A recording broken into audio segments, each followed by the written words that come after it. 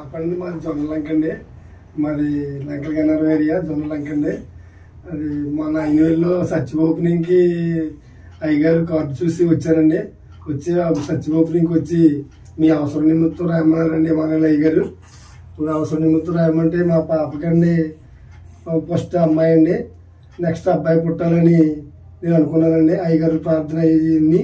తర్వాత వాళ్ళ బావగారు కూడా ముగ్గురు అమ్మాయిలండి. వాళ్ళ కుటుంబంలో అబ్బాయి అని కూడా లేడు ప్రస్తుతానికండి. కానీ అది లోటు చాలా బాధపడి అది ఒక రకంగా ఉండిందండి ఆ పిల్ల.